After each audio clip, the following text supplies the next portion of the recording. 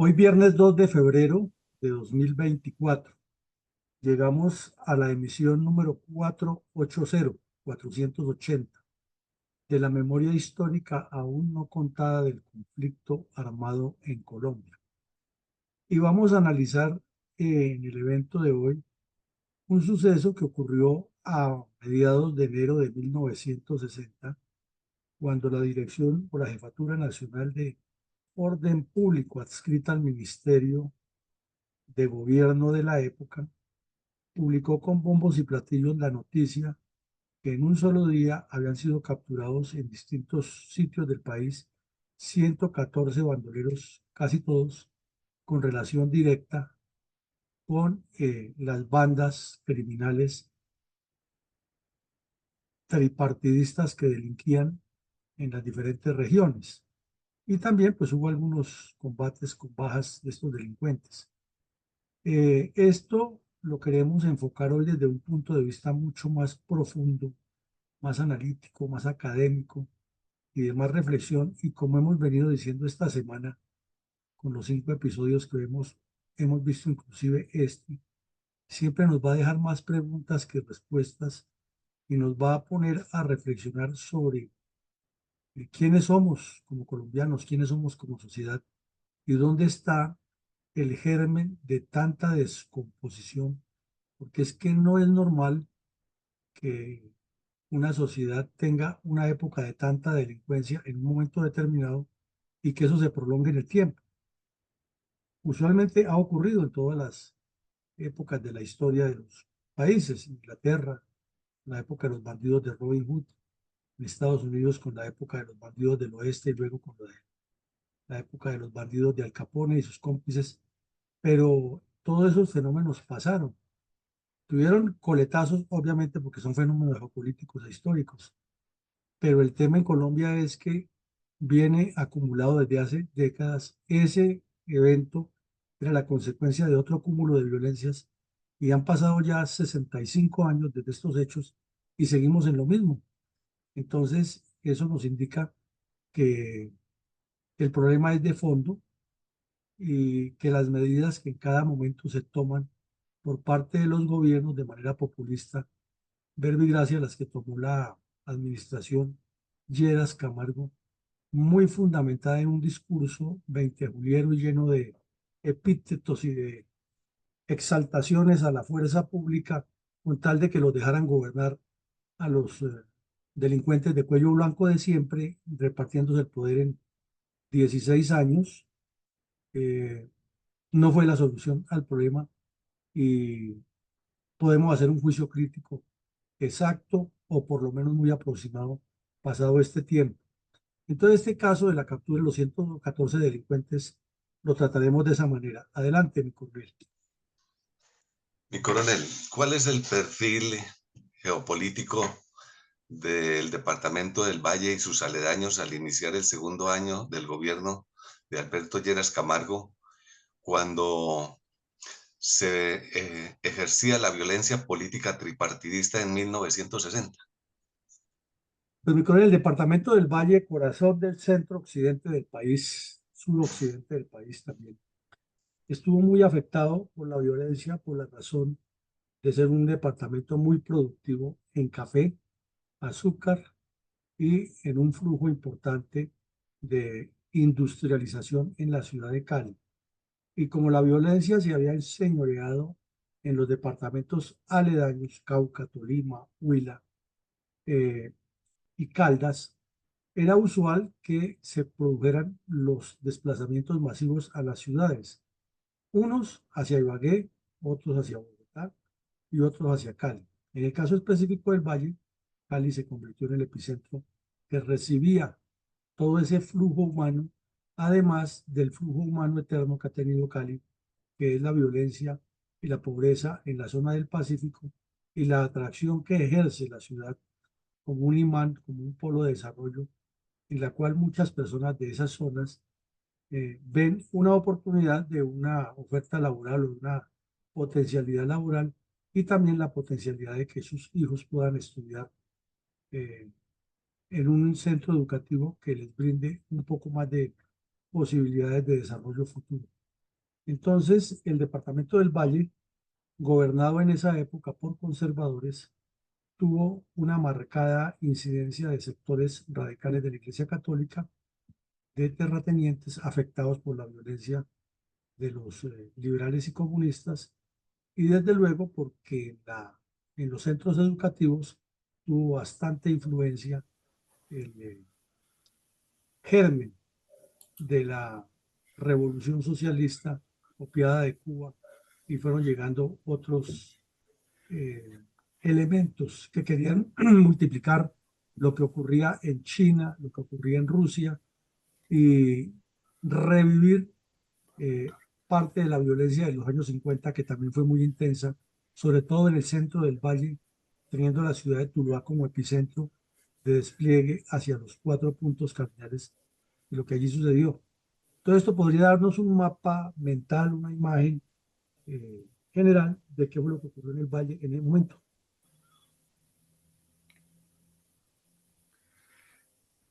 Mi coronel, ¿por qué el Tribunal Superior Militar realizó un fuerte pronunciamiento dirigido a los directorios de los partidos promotores de la violencia? Discúlpenme, es que aquí como que hay un problema de...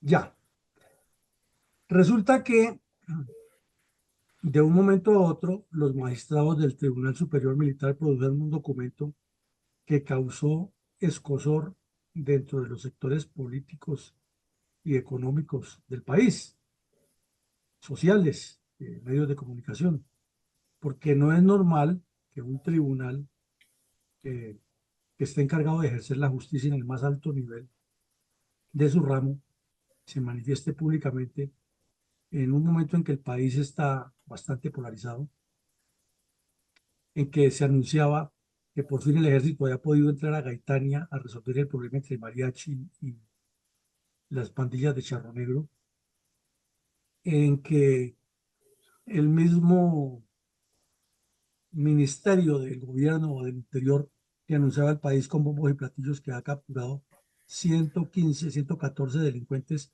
y recordemos que un día antes habían dicho que han capturado 21 y en otras partes, y que también habían abortado una posible fuga de presos de Cali.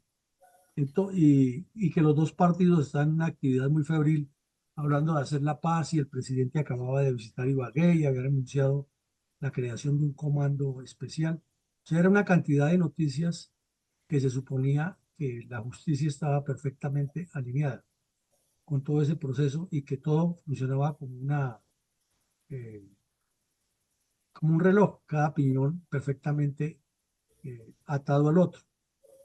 Y más llama la atención que sea el tribunal militar el que se manifieste, porque resulta que el Tribunal Superior Militar tenía la dirección, como la ha tenido siempre, de todos los jueces penales militares del país. Entonces, más complejo que sea una entidad tan cercana a la institución la que se manifiesta. La razón era muy sencilla. El país estaba en lo que se llamaba estado de sitio, y todos los casos relacionados con la violencia política, con el bandolerismo, eran llevados a tribunales militares, a juzgados penales militares, para que allí de manera expedita, con un procedimiento abreviado que llaman los abogados, pero muy concreto y de manera verbal, a partir de un expediente se leía la acumulación suficiente que consideraba el juez, un fiscal controvertía o, re, o ratificaba lo que acababa de decir el juez, y los jurados de conciencia, que eran tres, tomaban la decisión, que por lo general en estos casos era expedito, que iban a terminar en la cárcel todos los bandidos. Entonces, esos tribunales eran muy efectivos en la época en que el gobierno imponía el estado de sitio. Cuando se levantaban, inmediatamente por ley pasaban todos los procesos a la justicia ordinaria, y ahí era Troya, porque terminaban casi siempre libres después de haber sido capturados. Entonces ya había ahí un, una razón de discordia y malestar por parte de los comandantes militares, que muchos tenían, han sido nombrados hasta alcaldes y gobernadores hubo algunos. El general Hernández Pardo fue gobernador del Magdalena durante el final del gobierno de Rojas, y hubo otros que fueron gobernadores y alcaldes. Entonces, ya había esa dificultad, pero aquí el tema es más complejo porque con la firma de varios magistrados, como lo veremos aquí, están los nombres propios de todos y fue firmada el 15 de enero. Roberto Arciniegas Alarcón, Julio Sorzano Ordóñez, Álvaro Hernández Rojas, Alfonso Rodríguez Narváez, Luis Lucas Ariza, Santiago Vanegas Lasprilla y Pedro Marín.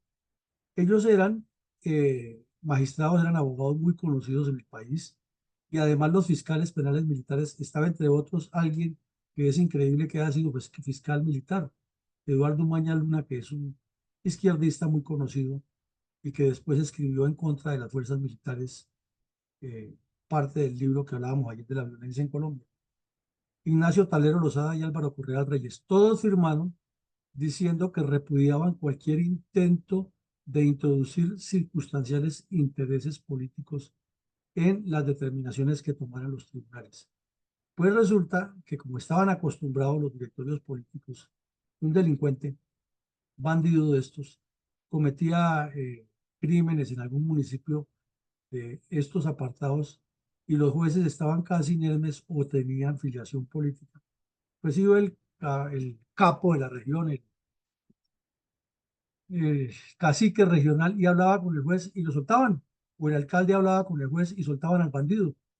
Entonces eso generaba más violencia porque los que estaban en la orilla contraria esperaban que saliera de la cárcel para asesinarlo o para desterrarlo de la región o para que defenderse de lo que salía a ser ese, porque si había estado en la cárcel era que alguien lo había delatado y entonces tenía que tomar venganza con los que lo han delatado. Era una violencia cíclica. En segunda medida, dicen que ellos van a mantenerse firmes en sus decisiones y que van a cumplir la Constitución y las leyes de la República. Y que todo lo que ellos hagan está inspirado siempre en la ley y siguen ahí explicando, pero fundamentalmente es eso, que le piden al país y le exigen a los directorios políticos que no hagan interferencias por medio de sus funcionarios. Entonces, ahí viene otra de las dudas que nos queda, es si tantos anuncios tenían realmente peso de que la pacificación iba en camino y tantos respaldos, entre comillas, que daban los dirigentes políticos de las dos colectividades principales, porque los comunistas no hacían sino instigar todo el tiempo, cuestionar e instigar, que es la habilidad del que no produce nada, cuestione e instigue y forme más problemas.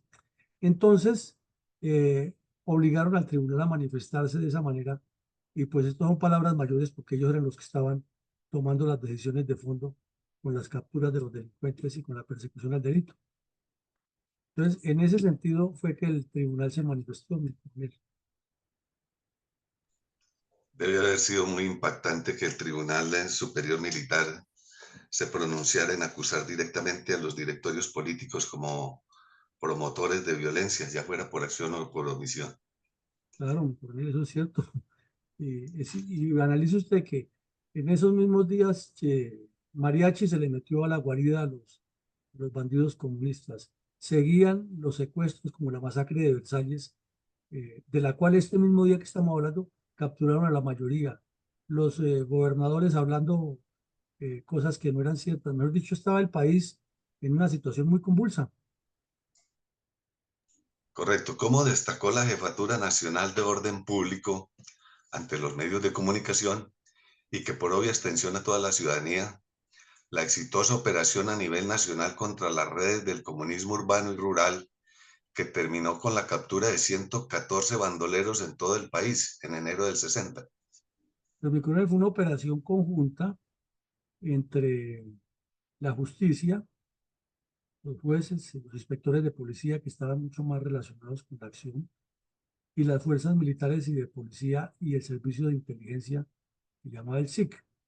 Y tenían información en distintos departamentos como Antioquia, Tolima, Valle, eh, fundamentalmente de grupos de pandillas que cometían acciones delictivas, algunos de manera individual, pero con fines políticos de todas maneras, y otros sí evidentemente políticos, que en ese momento los definieron en la ley, los catalogaron como bandolerismo o acción para delinquir.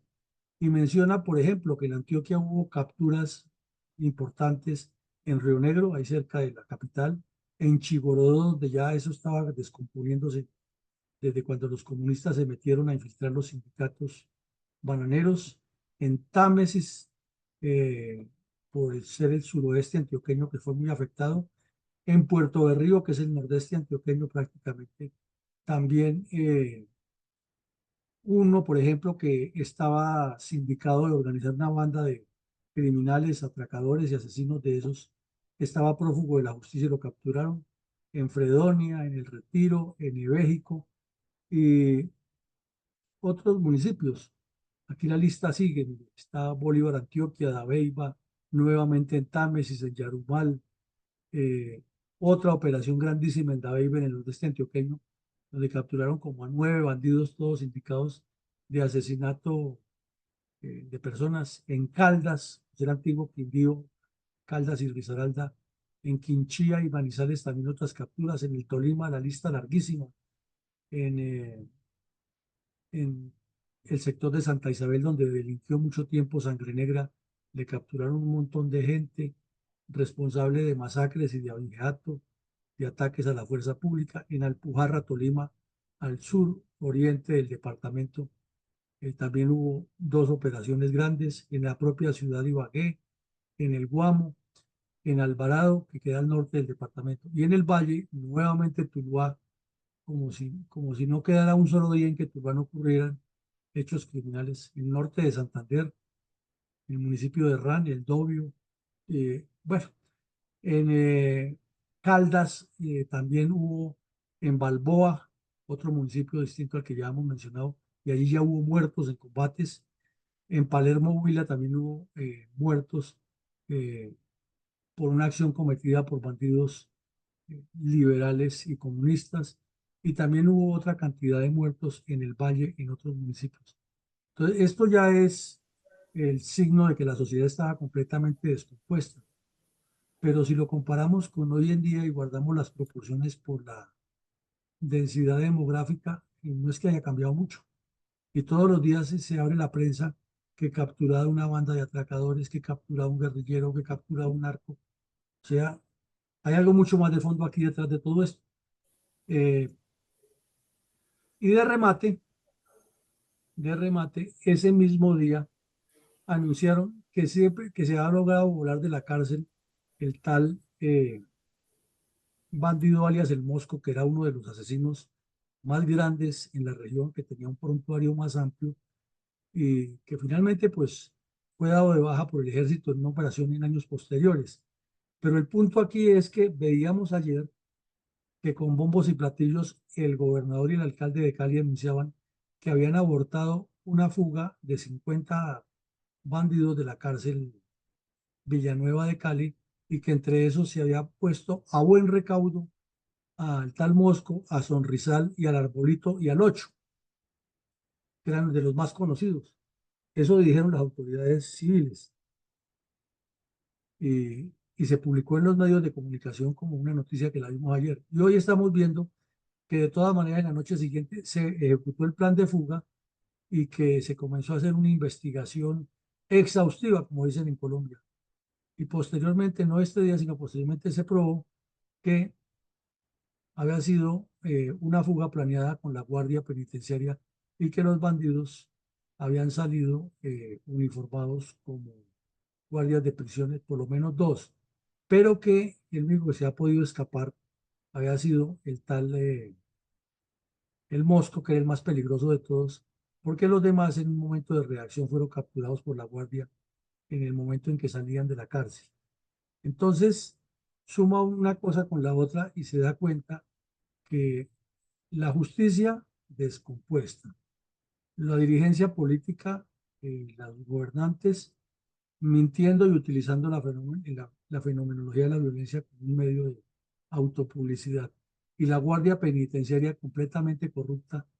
Y fuera de eso, la dirección de prisiones sin el énfasis que era, porque uno de los aspectos que quedó claro es que estos bandidos estaban siendo de tan alta peligrosidad y con tantos antecedentes en los patios donde llevaban o a personas que no tenían mucha peligrosidad, o por ejemplo, ciudadanos que han cometido algún delito como atropellar a alguien con un vehículo que no en forma dolosa ni intencional, y que los tenían ahí recluidos mientras les resolvían la situación jurídica, y que por lo general sus medidas de seguridad eran mínimas porque eran ciudadanos que se sobreentendía que no tan fácil iban a tomar decisiones de volarse. Y un delincuente como el Mosco, que tenía encima 156 muertos identificados en procesos y otros que se les señalaba sin tener todavía los cargos judiciales, estuviera con ellos en el mismo nivel de personas que han cometido delitos menores, indica que había corrupción de todos los niveles y que la fuga se fraguó de una manera intencional y que se le mintió al país cuando se dijo que se había abortado la fuga la noche anterior y que se habían pasado sobre todo a una celda distinta. Puede que se hubieran abortado la fuga, pero no los pasaron a una celda distinta y por eso se volaron por un techo. Adelante, mi coronel. ¿Cuál podría ser una aproximación psicosocial para determinar el perfil compartido de los bandoleros de la época sin importar, su militancia política? Mi coronel. Pues, mi coronel, de eso ha habido muchos perfiles, han hablado psicólogos, han hablado abogados, han hablado periodistas y han hablado, valga la redundancia, habladores. Pero pues con base en toda la experiencia que hemos tenido aquí analizando estos fenómenos, tratamos de hacer un perfil muy propio de Fundel, eh, intentando describirlos y ubicarlos quiénes eran. En primera medida, su nivel académico, cultural y social era muy bajo, producto precisamente, y eso sí tiene la dirigencia política de responsabilidad total, de la falta de industrializar el país, de la permisividad arraigada con otros tipos de delincuencia y de esa forma despótica y de menoscabo de la dignidad humana que se heredó de la colonia española y siguió en el sentido de que eran unos pocos los que podían tener todas las facilidades y los demás tenían que ser esclavos. Y a pesar de que las leyes cambiaron la constitución, ese culto colonial prevaleció y prevalece aún en Colombia. Eso no lo hemos superado ni en Latinoamérica. El punto que en Brasil y México también, todavía hay fincas o haciendas donde le dan fuete a los campesinos. Y vimos el caso de la explotación atroz que hubo en las caucheras del Putumayo y Amazonas aquí en Colombia y Caquetá durante el periodo previo a la guerra con el Perú. Entonces eso es un tema que tiene muchas complejidades y de ese bajo nivel se puede esperar que personas con unos coeficientes intelectuales altos, que por lo general no tienen los que han sido cabecillas de esos grupos, pero completamente distorsionados en sus principios y valores, terminen siendo jefes de cuadrillas de bandoleros, inclusive sin saber leer o con un nivel muy bajo como Tiro Fijo, Pablo Escobar, el Mono Jojoy, Chispas. Eran tipos realmente inteligentes y seguramente si se les hubiera hecho un análisis de coeficiente intelectual lo tenían alto, pero por su origen social estaban en otro nivel. Todos, sin excepción, habían tenido una infancia con traumas acumulados y hemos visto el reflejo aquí del caso de 4.200 niños con padre y madre existentes tirados en las calles, convertidos en gamines, como lo llamaban despectivamente, recogidos por instituciones del Estado, sin contar los que nunca se recogieron, ¿no? Y demás. Y todavía unos traumas tenaces de violencia física, de violencia política, de abusos sexuales, de eh, palizas, de violencia psicológica, eh, producto del alcoholismo, especialmente del padre, hijos de prostitutas, mejor dicho, se sumaba todo y esos eran problemas que traíamos heredados desde la época de la colonia. Desde la época de la colonia se repetían y lo más triste, se repiten aún en muchos casos. Tenían unas creencias morales y religiosas contrapuestas y sigue siendo muy común este fenómeno en los narcotraficantes. ¿Y en qué consiste eso? Los tipos se encomiendan a la Virgen, cargan escapularios que se los amarran en las muñecas y en los tobillos. Eh, Entre la cartera que portan llevan estampitas de la Virgen X, del Milagroso de Buga, se encomiendan al Espíritu Santo, se encomiendan al Sagrado Corazón de Jesús y al mismo tiempo en el bolsillo pueden llevar una oración de magia negra que le piden a los espíritus que los protejan de todos los enemigos, que les abran la luz en la oscuridad, que les faciliten como volverse invisibles cuando los están atacando o cuando van a atacar. O sea, se demuestra que eso que se heredó en la colonia, sobre todo cuando llegaron las culturas africanas con otros credos y los comerciantes de la esoteria que venían de Europa también entre los colonizadores y comenzaban a hacer todo ese tipo de lo que llamaban la magia negra, la magia blanca y brujerías, un poco cosas rarísimas, persisten y todavía tenemos que la gente va donde los adivinos y las adivinas, que lo que hacen obviamente es estafarlos. Y esos bandidos bajaban a los sitios a encontrarse con la bruja, la hechicera.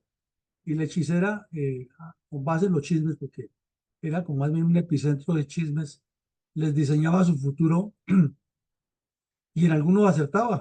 Pues obvio, como te conocía todos los chismes, que posiblemente le iba a traicionar una mujer, entonces se volvía un credo y hacía parte de toda esa violencia y por eso algunos hacían hasta actos de atroces y dantescos como eh, consumir la sangre de los muertos, como sacar los vientres de los niños o sacar los niños del vientre de la madre ensartados en una bayoneta, degollar a los liberales para que quedaran marcados como lo que decían collarejos. Todas esas atrocidades son producto de esas creencias contrapuestas. Eh, Además, por ejemplo, eran muy mujeriegos, pero con su pareja eran muy estrictos y sobre todo querían que los hijos fueran buenas personas, no fueran a ser delincuentes. Entonces uno ve una cantidad de conductas contrapuestas que no entiende. También se quedó probado que eran personas completamente carentes de afectos y eso lo suplían por la identidad que recibían en grupo al pertenecer a una pandilla de bandoleros donde primera vez alguien los trataba como que tenían importancia. Entonces, recordemos que para esa época al campesino le enseñaban que con tal de que supiera hacer las 4 operaciones, escribir el nombre, ya eso era suficiente y desde niños sometidos a usos en todos los sentidos laborales, entregados a trabajar en las fincas y hasta los patrones les pegaban, los adultos les pegaban, los maltrataban y además habían visto morir los padres. Entonces, cuando tenían 17, 18 años y ya tenían cómo defenderse, pues se volvían unos bandidos que no los paraba nadie y eso era muy reiterativo. Otra característica era que tenían una ambición desaforada por sobresalir porque pues cada persona tiene sus cualidades, ¿no? Había unos que tenían, por ejemplo, habilidades para cantar, para imitar a los cantantes mexicanos de la época y muchos de esos obtuvieron sus apodos y remoquetes por eso. Inclusive ya cuando tenían dinero que obtenían en sus fechorías, compraban sus trajes o se los daban los directorios políticos como cantantes y aparentaban ser charros mexicanos. O sea, el cine también influía muchísimo en ellos. Igual las películas del oeste, de todos esos bandidos famosos de la época, era lo único que se veía en el cine en Colombia y era la forma de aproximación cultural que tenían ellos. Entonces vemos que son una cantidad de factores que se van juntando. Tenían un conocimiento del terreno como lo siguen teniendo nuestros campesinos, que no lo tenemos los citadinos. Los citadinos podemos desarrollar habilidades para interpretar las cartas topográficas, para interpretar el mapa y analizar, de acuerdo con la configuración del terreno, cómo pueden ser los movimientos de una cuadrilla de bandidos. pero es que ellos lo tienen porque lo conocen, o sea, lo olfatean, saben, tienen en la mente una capacidad muy lógica de entender que si sube esta montaña y baja, y allí hay un río o puede haber una quebrada, o si se mete por tal lado sale derecho a tal otro. En cambio, pues el citadino tiene que buscar es acomodarse a las condiciones que le enseña la lectura de mapas y a el terreno, y no tiene esa habilidad para avanzar por entre el monte y saber cómo se cortan los atajos que dicen ellos, y eso se aprende con el paso del tiempo, pero ellos lo llevan en el ADN porque están viviéndolo desde niños. Y además tienen otra facilidad el bandolero, y en eso le ganan a cualquier citadino, es que conocen, leen mentalmente y entienden cómo se interactúa con esa cultura campesina. Entonces, la diferencia era muy marcada porque podían delinquir en esas zonas, bajar a las ciudades a tomar trago y a divertirse en los lupanares y regresar como unos mandamás, como unas personas fuertes, y además que conocían la mentalidad del campesino y podían manipularlo para actuar. Tienen una malicia e intuición activada a las 24 horas del día. Tienen los cinco sentidos mucho más aguzados.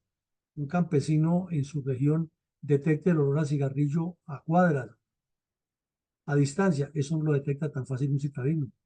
Un campesino, si oye que los pájaros levantaron vuelo, sabe si fue porque está por ahí cerquita el tigre, si fue porque escucharon pisadas, o fue porque alguien los asustó, o porque hace parte de su vida diaria de los animales. Tienen un montón de habilidades que son propias de su hábitat. Y desde luego, si les avisan que la tropa está por tal lado, tienen ya en el mapa mental, pueden coger por tal lado, por tal otro, y se vuelan, se escapan, o pueden huir, o pueden eludir la presencia de la tropa. El citadino tiene que coger ese mapa y analizar sobre el mapa cuáles son las posibilidades, y pues desde luego allí ya va en desventaja porque está frente a algo muy real que está ocurriendo en el terreno. Tiene una sumisión total a la disciplina del terror impuesta, primero por los cabecillas, que eran igual de desalmados con los de adentro que con los de afuera, pero además se les va formando como un credo, como que esta es la forma de vivir, y, y cada uno lo que está esperando es como pasen las mafias del narcotráfico, a que le toque el turno de mandar, porque se va muriendo o se va saliendo el que está de jefe e inmediatamente sube el otro. Y entonces esa disciplina del terror es válida para todos, para establecer una especie de jerarquía en la que van avanzando progresivamente. Y finalmente, dentro de las tantas, porque hay más, pero tomemos estas 9 por ahora, con esa dicotomía del número 3 de las creencias morales religiosas contrapuestas, son inescrupulosos y crueles para delinquir. Entonces nos detenemos aquí un momento a pensar. Con este cuadro, que era compartido y casi que exacto de todos los otros, sería que se ganaba mucho con una noticia de que se capturaron 114 en medio de una justicia penal que denuncia que le están haciendo presiones eh, políticas los diferentes partidos, y que al mismo tiempo la guardia penitenciaria está corrupta, y que de remate la dirigencia política está utilizando todo esto es para la proximidad que hay en elecciones, comenzando por el propio presidente de la República, y unos anuncios de pacifismo matizados por los editoriales de los periódicos, eh, diciendo que aquí no hay problema y aquí no hay pelea y mi gente de Cali disfruta y rumbea. Por eso decimos nuevamente que son más las preguntas que las respuestas que nos queda ante esta realidad. Y coronel, ¿a qué se atribuye, Adelante, adelante, mi colega, que se me disparó esto. a qué se atribuyen las declaraciones triunfalistas y carentes de veracidad del gobernador del Valle del Cauca, Alonso Aragón, en contraste con la cruda realidad de violencia tripartidista que sucedía en su jurisdicción? Mi coronel, es que resulta que, mm, pues con todo esto que estaba pasando, y como el gobernador era conservador, el Valle, y el presidente era liberal y era el que los nombraba, entonces el presidente Lleras quería manejar las cosas con politiquería, habida cuenta de que las elecciones ya estaban muy próximas y no le convenía sacar al gobernador porque se le vendría el partido conservador encima y con todos estos casos que hemos visto que fueron recientes, la masacre de Tuluá, que fue finalizando el año, finalizando el 59, comenzando el 60, y la masacre de Versalles, que fue una semana después, y que fuera de eso, los contradictores del señor Lleras, que estaba en el poder, o sea, los conservadores, inmediatamente sacaron la trillada disculpa que varios de los que han muerto en la operación que hizo la policía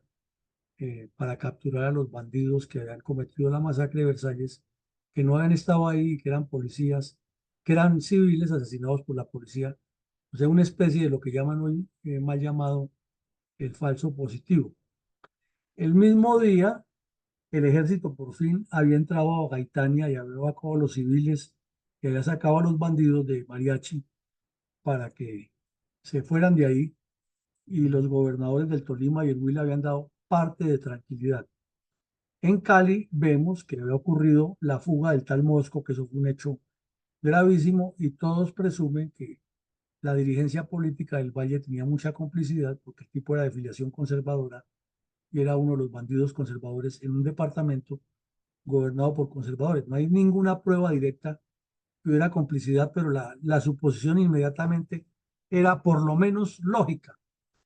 Entonces, y vemos que las dos masacres y capturas por montones en el valle de la policía, desplazamientos de campesinos del norte del valle hacia el Quindío o del Quindío hacia el valle, y ese ir y venir de delincuentes hacia el Tolima, más otros problemas que ya se estaban armando en Buenaventura. Entonces salió el señor gobernador y dijo esta frase: no es alarmante la situación de orden público en el Valle.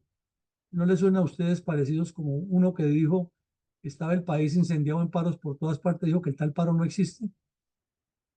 Eh, Otro que se le multiplica el narcotráfico y la violencia en su primer año de gobierno y fue al Congreso y les dijo es que nunca antes la paz había estado tan avanzada en Colombia, el narcotráfico se acabó. Eso lo dijo Petro en el Congreso hace un año, hace menos de un año, hace 7 meses. Eh, Otro que llegó y dijo, dándose la de artista, pidió una cita en televisión nacional, interrumpió la programación y cogió un reloj y dijo, les doy tanto tiempo para que estén todos en la casa. Entonces, no es nuevo ese artilugio. Ellos siempre han aducido que se maneja para atemperar los ánimos y evitar la violencia, pero lo que estamos viendo aquí es que de lado y lado jugaban era a engañar y a dar mensajes que no conducían a nada. Esa es la descarada, diríamos nosotros, declaración del gobernador del Valle con todos los problemas y diciendo que no era alarmante la situación. Mi coronel, igualmente, ¿a qué se debe o se debió el fervoroso llamamiento que hizo el mismo día el presidente de la Dirección Nacional del Partido Liberal? Pues mi coronel se debe a la misma razón, que por un lado estaban los cuestionamientos al gobernador del Valle y al Partido Conservador, y eso se politizaba de una manera muy rápida, pero era inmediata. Entonces era la forma que aprovechó, o el método o el punto que encontraban los de un partido u otro para atacar a los contrarios e instigar a que en las elecciones que estaban a tiro días, mm, todo el país votara por el partido de su lado, en este caso del liberal, porque los conservadores les ha quedado grande gobernar y porque su presidente, Lleras, quería la paz y los que no estaban ayudando a la paz eran los otros. Miren ustedes que es que la historia se repite y se repite y nos meten en unas polarizaciones terribles y no hay mecanismo que pueda evitar eso.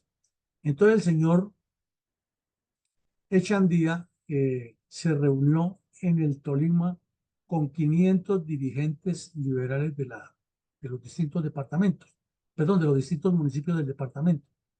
Tolima tendría como 50, 60 municipios.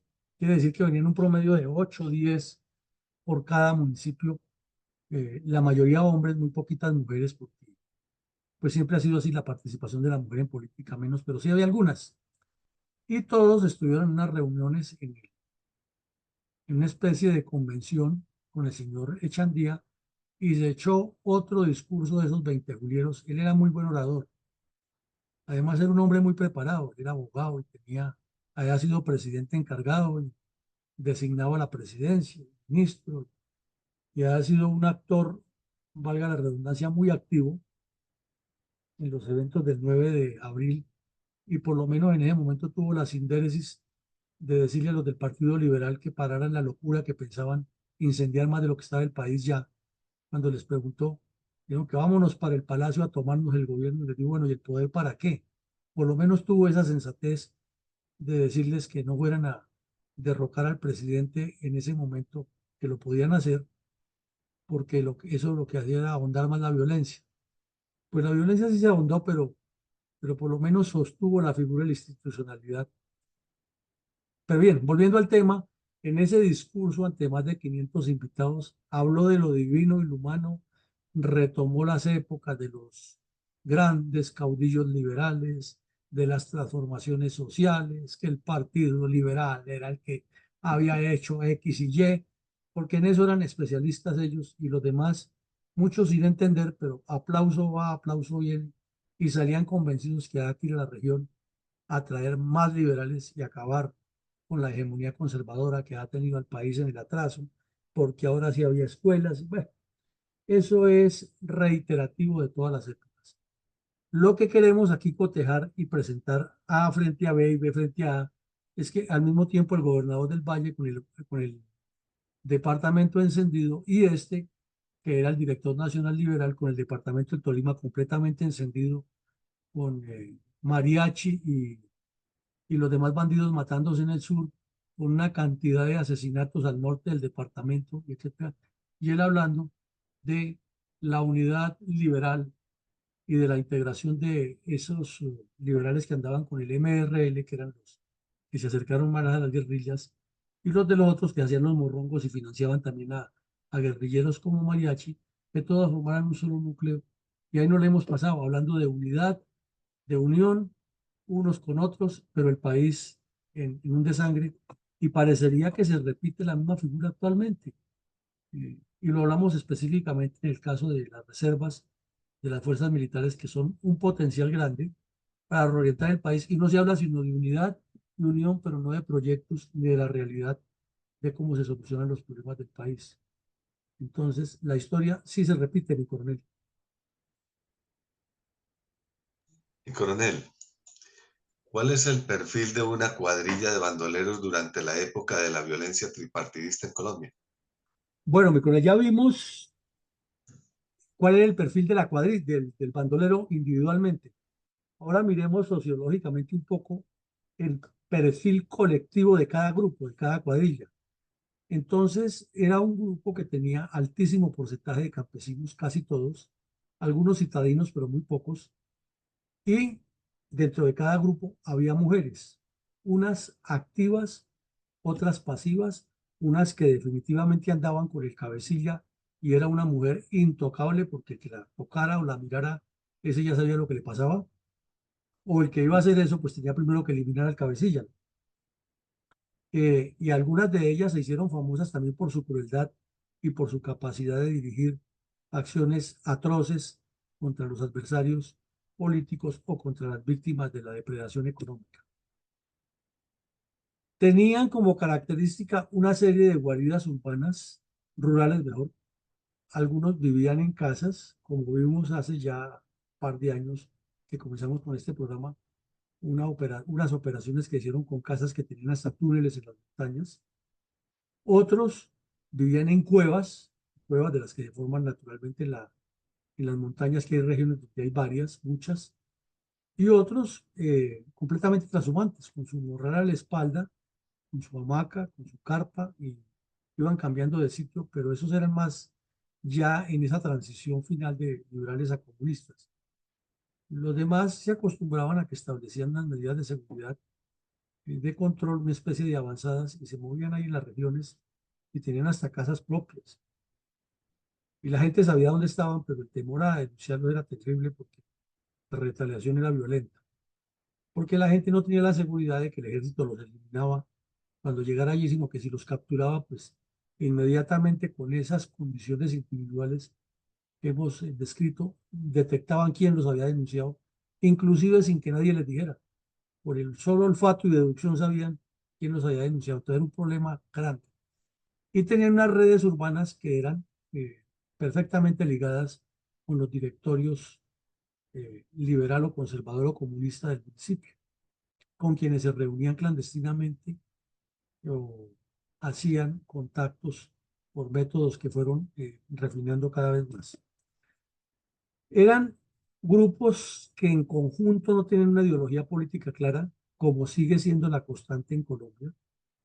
Ayer circuló mucho un video de unos sujetos que dicen que son autodefensas, que van a salvar la Sierra Nevada, y ahí aparece un muchacho de unos 28, 30 años hablando, y ahora hablan dizque de la defensa del medio ambiente, y que cuando el gobierno deje de, o les garantice que se defiende el medio ambiente, que ellos dejan de asesinar campesinos. Entonces vean ustedes esa mezcla, esa difuminación de la realidad, esa distorsión de la realidad, y la tenían los bandidos de la misma época. ¿Usted por qué es liberal o guerrillero liberal? No, yo sigo a Gaitán, y bueno, ¿y qué pensaba Gaitán? No, que es que hay que ayudar a los pobrecitos, y esa era toda la respuesta. Entonces, nos sigue pasando. ¿Por qué son como guerrilleros o por qué son comunistas los guerrilleros del bar? ¿Usted por qué está aquí? No, porque es que el comunismo es bueno y le quita a los ricos. Ya, listo, esa es la respuesta. No hay más. Entonces, esa ideología poco clara que tenían le garantizaba a los dirigentes políticos que conservaban los nexos utilizarlos para sus fines y para esos planes, porque al bandolero raso la única esperanza que le quedaba era que si tenía habilidades, llegaba a encabezar la cuadrilla y podría algún día tener una finca como tenían sus cabecillas, que entre otras cosas jamás la disfrutaban, ¿no? Porque llegaban y se robaban la finca y ponían ahí un agregado o un administrador, y se tenían que ir para el monte y pasaban a ir a recoger la plata que les producía, si les quedaba vida para eso. Y si no, finalmente quedaba el agregado o el dirigente político con la propiedad de esa finca. Eso lo denunció varias veces el general Ruiz Novo en el Congreso, y naturalmente no les gustaba a los dirigentes políticos, pero era la realidad. Tenían un culto colectivo al terror, entonces así como individualmente tenían esa tendencia a ser depredadores y a desaparecer del planeta, que eso es como un signo de cobardía, ¿no? Cebarse sobre una víctima y sobre un muerto, por ejemplo, descuartizarlo y sacarle la lengua por el cuello, y eso es simplemente como un culto colectivo al terror y como un temor al más allá, que entre más lo desaparezca, lo afecte, entonces va a tener menos venganza de la víctima. Tenían una identidad de un proyecto criminal con geografía, aunque no lo tenían ellos claro, pero era una dinámica que se iba desarrollando, sobre todo por el interés del Partido Comunista, que sí lo entendió que era lo que quería. El bandido raso no entendía eso, pero en una forma u otra su actividad criminal se identificaba con la geografía, y eso, en términos prácticos, se llama geopolítica, que es la causalidad de la geografía con la política, y en ese momento se va construyendo, es un proceso ya integral, revolucionario, de avance con objetivos de transformación de la vida política del Estado. Y eso no lo interpretaban los bandidos rasos, ni siquiera la cuadrilla, pero sus dirigentes políticos, en especial los comunistas, sí sabían lo que querían.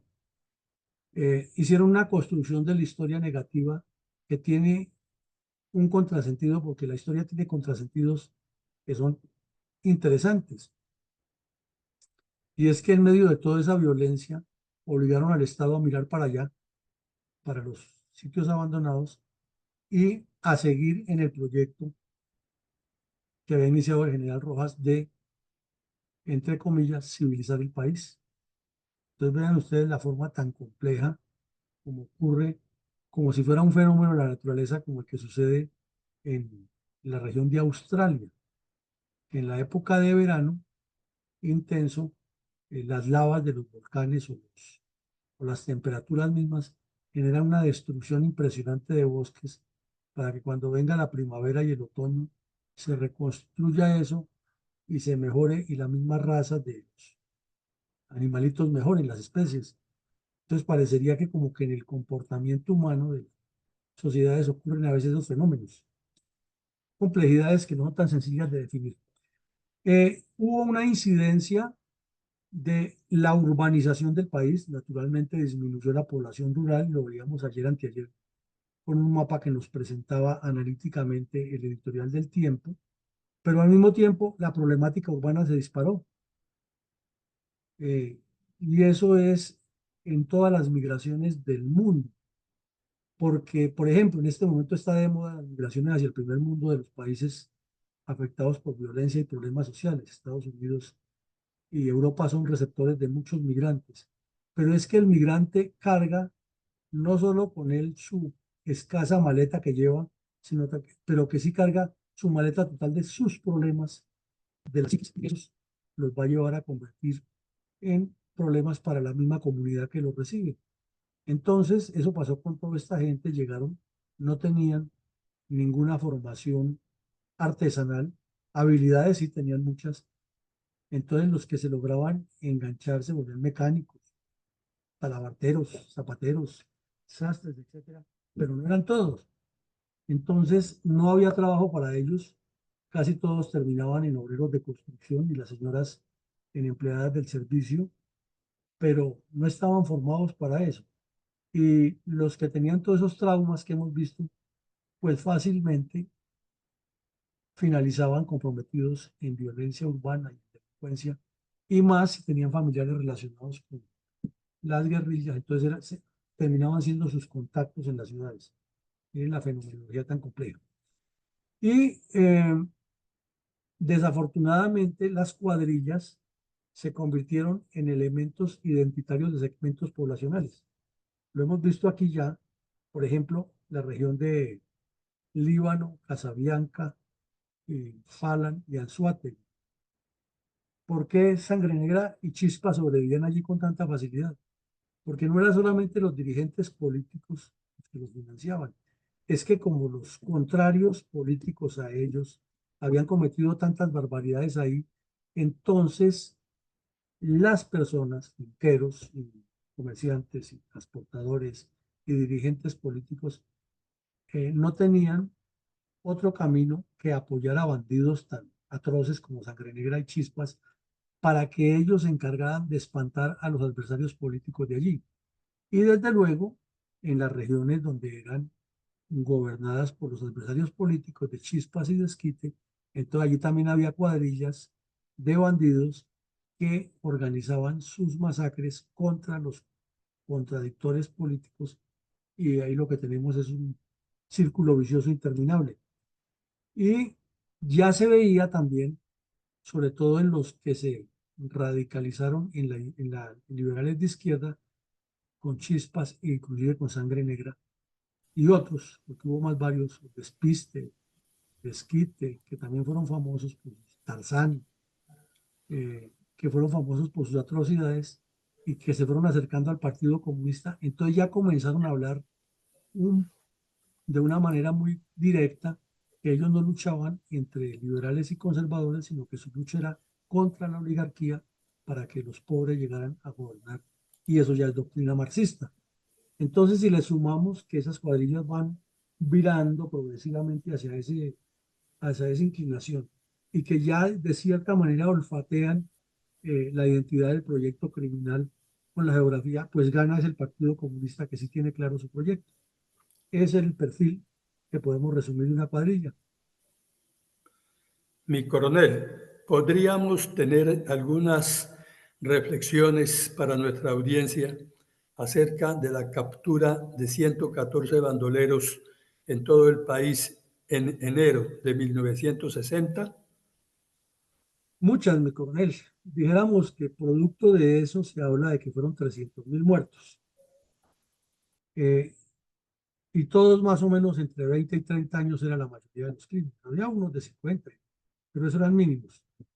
Dicen los analistas y los demógrafos y los estadísticos que la vida útil de una persona es entre 40 y 50 años, o sea que produce, que incremente el flujo de la economía. Si multiplicamos 300.000 por 40, ¿cuánto nos da eso? 12 millones de años de productividad perdidos, de valiosas vidas perdidas, que hubieran aportado, si hubieran trabajado todas esas personas en la construcción del país, ¿cuánto hubieran ayudado? Segundo, hay una limitación sustancial a la dinámica del desarrollo nacional, que es correlacionado con lo que acabamos de decir. Si la población potencialmente productiva no está dedicada, valga la redundancia, a producir, sino que está dedicada a matarse entre ellos, a depredar, a robar, a impedir el desarrollo, a hacer que la vida se vuelva más costosa, porque desde luego disminuye la mano de obra y no se puede suplir la demanda, entonces la oferta tiene que aumentar el precio para que se sostenga, etcétera. Hay un crecimiento cualitativo y cuantitativo de lo que llamaron las repúblicas independientes, porque lo reiteramos una y mil veces. El ganador de todo este enredo de esa violencia partidista fue el Partido Comunista. Y ahí aplicaron lo que siguen aplicando ahora. El caos es el mejor aliado del comunismo para avanzar en su proyecto. Entonces, cuando nos proponemos hablar de contrarrestar el crecimiento comunista, lo que hay es que apuntarle a estos asuntos de solución y no quedarnos simplemente en la retórica de que estamos de este lado de la derecha y la contrario al comunismo, porque termina en un círculo vicioso de confrontación y no se llega a fondo y todo se diluye. La famosa nebulosa de la que hablaba Clausewitz en la guerra, cuando los hechos inmediatos impiden que el árbol deje ver el bosque, no deje ver el bosque. Lo dijimos hace un rato y lo reiteramos. Toda esta violencia sacó a relucir debilidades estructurales del Estado que nunca serán responsabilidad de la comunidad. Nunca. Las debilidades estructurales del Estado son el reflejo de la ineptitud de la dirigencia política, no de nadie más, porque es que ellos son los que tienen los resortes del poder. Ellos son los que pueden mirar, analizar y concertar con las comunidades cuáles son los aspectos que hay que desarrollar y sobre esos aspectos trazar proyectos estructurales de soluciones estructurales que combatan las debilidades estructurales, porque la violencia no es coyuntural, nunca. La violencia es estructural, es consecuencia de una serie de elementos que la conducen a que allí ocurra. Esa miopía de la dirigencia tradicional, de la que tanto hemos hablado, aquí sí que le encontramos raigambre, pero sobre todo dudas y dudas. Y volvemos a lo que decíamos al iniciar la charla. ¿Qué incidencia real tenía en el país el famoso discurso del señor Lleras Camargo cuando hicieron la componenda entre él y Álvaro Gómez para repartir, y Laureano Gómez para repartirse el poder, y reunió a los mandos militares en Bogotá y les echó ese cuento de la politicidad de las fuerzas militares?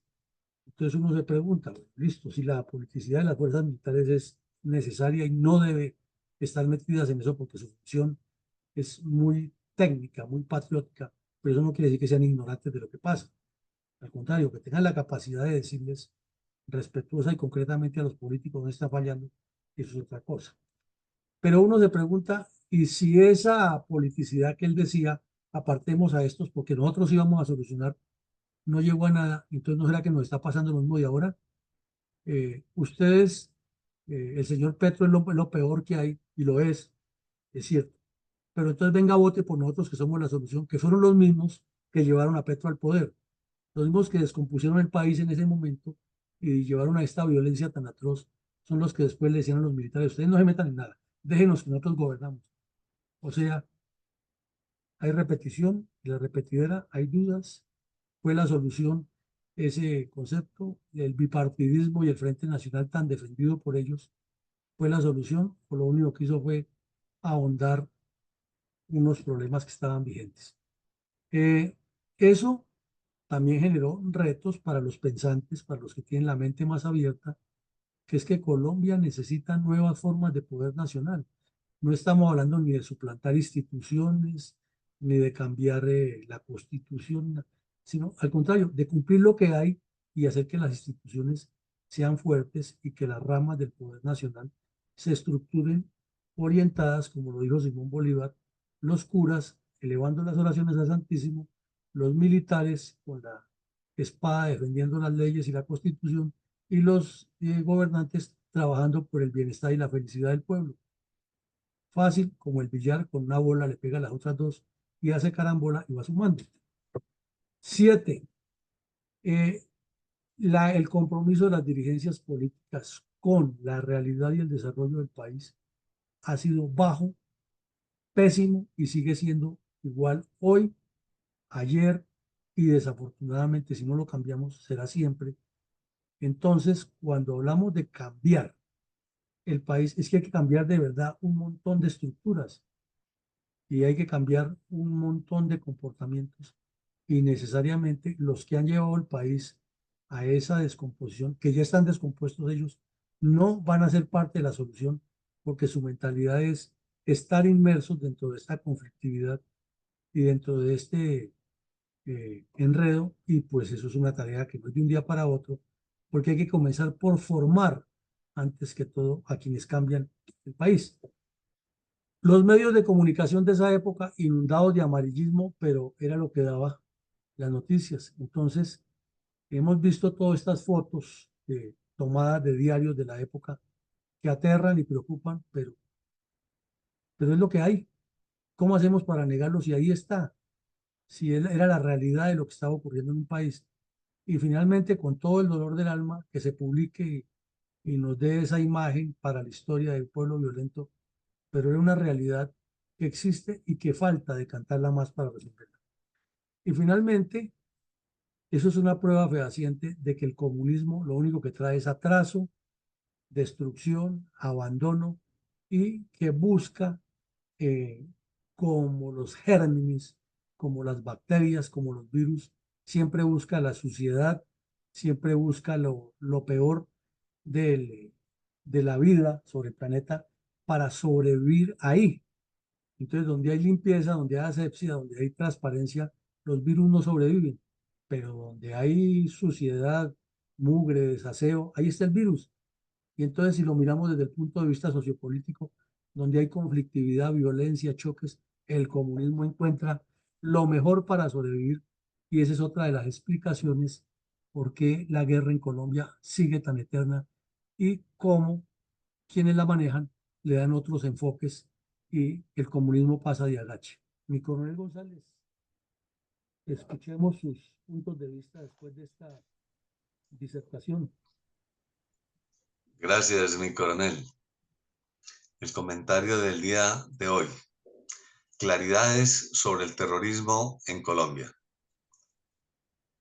La guerra no declarada entre conservadores, liberales y comunistas, pero sí muy real, durante la llamada época de la violencia política, llegó a tales niveles de barbarie que las autoridades debían ejecutar múltiples capturas debidas a la violencia como se ha presentado en esta edición 480. Cualquier motivo se usaba para justificar la confrontación política, inicialmente por el poder que se quería ejercer en forma hegemónica para aprovechamiento personal, o al menos de su partido. La repartición de puestos dentro de la burocracia del gobierno era una forma de supervivencia ante la poca oferta laboral, agravada por la falta de idoneidad del pueblo para ocupar las restringidas plazas laborales dentro del sector privado. Otra alternativa era aprovechar al gobierno, porque tampoco exigía mucha capacitación, más bien ejercía poca supervisión a los funcionarios públicos. La meritocracia era una idea casi que inexistente. Pero algo todavía muy evidente en los miles de establecimientos y personal docente, lo cual explica el bajo nivel de aprendizaje de los alumnos a nivel nacional y en las pruebas internacionales de conocimientos. La confrontación también fue estimulada por la infiltración del comunismo internacional que introdujo la lucha de clases sociales, en especial entre trabajadores sin propiedad y patrones propietarios, bajo el criterio de que el trabajo es solo una forma de explotación humana. Ideas marxistas que incluso contaminaron a una organización tan estable y duradera como lo es la Iglesia Católica, la que para el pueblo era, desde la Edad Media, su último refugio entre la cruel barbarie política e ideológica, circunstancia que la llevó a interesarse más en lo material, pero alejándose de lo espiritual, a involucrarse demasiado en las cosas terrenales antes que en las celestiales. En ocasiones tomó partido por el campo de la insurgencia intelectual y en algunos hasta el de las armas. No faltaron también confrontaciones ideológicas internas donde se formaron facciones denominadas como el alto y el bajo clero, que aunque en menor intensidad y mantenido en su férreo secretismo, imitaron el choque que tenían los obreros contra los patrones laicos. Otro factor era la codicia por la propiedad, en especial en el campo, y la riqueza del capital en la ciudad. También fue motivo de violencia. Se consideraba que los mejores niveles de vida urbanos eran solo e injustificados productos de la sobreexplotación de la población rural, que los pueblos eran sostenidos a base de crear pobreza y bajo desarrollo agropecuario. Detrás de estos factores principales se acomodaban muchos otros motivos para justificar los crímenes de los dirigentes políticos, que con mucha frecuencia no controlaba, pues su idoneidad y liderazgo para gobernar también ha sido tradicionalmente muy elemental. Como el de pensar que esa hecatombe de barbarie es solo un asunto para el uso de la fuerza de las armas, una forma fácil y rápida de deshacerse de las culpas y responsabilidades sociales, políticas y humanas. Muchas gracias, mi coronel. Bueno, pues muchas gracias por el complemento. Muy al lugar todo lo que usted dice relacionado con el análisis que hicimos.